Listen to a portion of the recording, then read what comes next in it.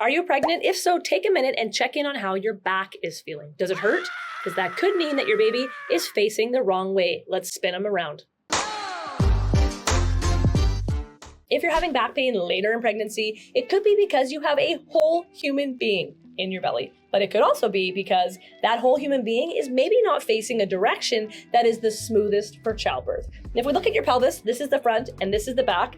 The best position baby could be in to come through the pelvis the most smoothly is in this position here, which is an OA position or an occiput anterior position, meaning they are coming through like this and baby's back is up against your tummy. And the reason it's the smoothest is when they're in this position, they can actually flex their chin to their chest like this, making it so that this is what's coming through the pelvis first. And this has a smaller diameter than if other parts of the head came through first. And this part of the head can mold the easiest to the narrow parts of the pelvis. But if baby is coming through in a different position, they're coming through facing the sky, or they're called OP, or occiput posterior, or sunny side up, they come in like this. And it can lead to a lot of back pain because this part of their head is rubbing up against your back. Ouch. And also when they're in this position, they are not able to flex their chin to their chest. So instead of coming through like this, they're coming through like this. And that makes it so that this part of their head is coming through first. And you can see that that's a much larger diameter to have to come through the pelvis.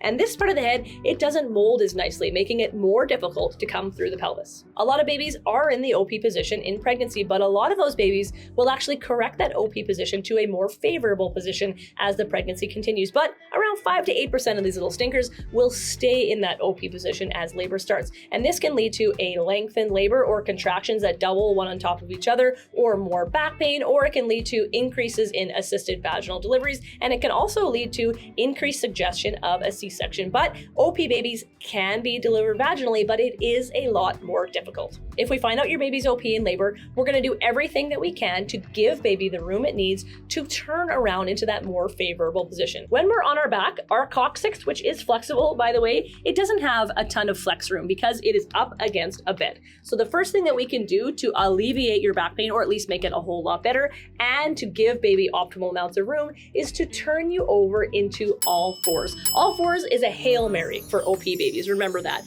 OP babies need all fours, period, end of story. And you can do all fours with an epidural. Don't let anybody tell you otherwise. If your legs are really, really heavy where you can't move them yourself, at that moment, no, you're not going to be able to do all fours. That's not safe. But you can ask them to turn your epidural down so you can eventually get into all fours. But I digress.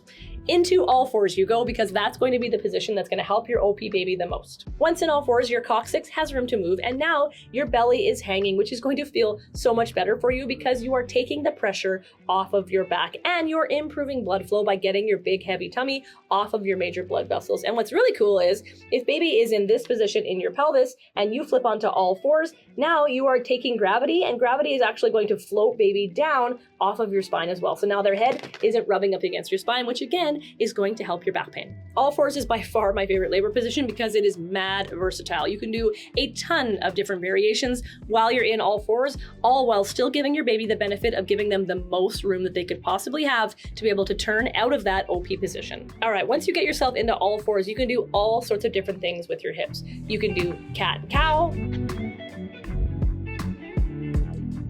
You can do big hip circles. You can simply rest over a birthing ball. If that's too high, you can rest over a peanut ball. You can do a fire hydrant method, which is going to make your hips a little bit uneven, which is going to help to open up that mid-pelvis.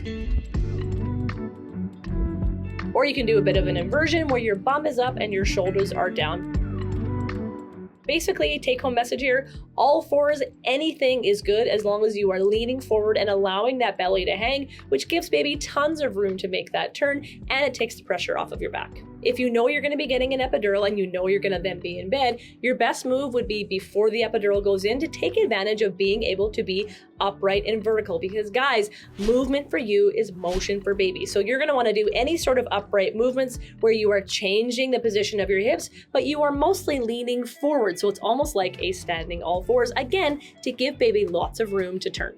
Hugely important here, any position that you choose, you should be able to sink into that position and relax into that position. That's the goal here, is to be relaxed in that position, because if you are all tensed up and your muscles are all tight, you're not actually doing yourself any good. You're doing yourself a disservice. So pick an all fours position that you can maintain that is comfortable and relaxing. I'll also say this, your provider might actually be able to manually turn your baby while your baby is still inside of you. But as you can imagine, if we can get baby to turn naturally and on its own, that is going to be far less invasive than your provider trying to manually push baby's head sort of back up, turn baby, and then as you contract and push down, hold onto it and guide baby's head into place. It's just going to be better if you can do it on your own. So utilize these positions. That is going to help baby to turn without your provider needing to put their hands up there. So the 3 main takeaways for turning an OP baby: utilize those upright positions when you can, get into all fours and pick a variation that you can be relaxed in, and get off your back. I hope this video helped you. I hope your back pain gets much, much better and you have an incredible delivery. If you enjoyed this video, go ahead and give it that thumbs up. Consider subscribing to the community. Check out this other video, and I'll see you next time.